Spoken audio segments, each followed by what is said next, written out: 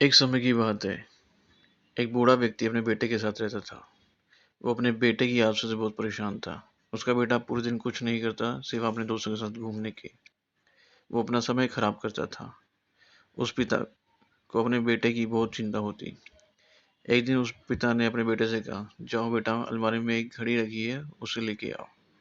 उसका बेटा उस घड़ी को लेके आया तो उसके पिता ने बोला, जाओ इसे बाजार में बेच के आओ। जब वो बाजार गया तो सबने अलग अलग दाम बोले। किसी ने 200, किसी ने 100, किसी ने 1000। वो शाम को बिना बेचे अपनी घड़ी को वापस पिता के पास लेके आया। उसने सब बात अपने पिता को बताई। तो उसके पिता ने कहा, कोई बात नहीं।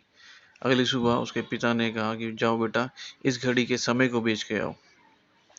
वह वापस बाजार गया, अलग अलग लोगों से मिला। सब लोगों को उसने अपनी बात बताई। बहुत सारे लोग उसके ऊपर हंसे, किसी ने उसको सन किया, किसी ने पागल बोला।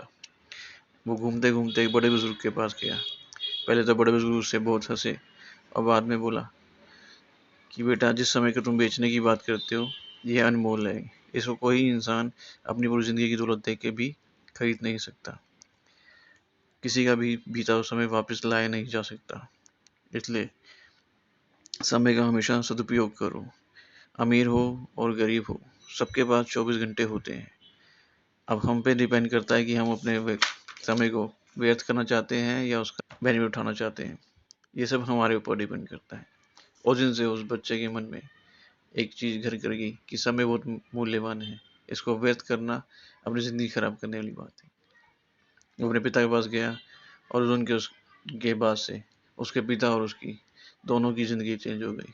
तभी कहा जाता है, समय का सदुपयोग करो और अपनी लाइफ को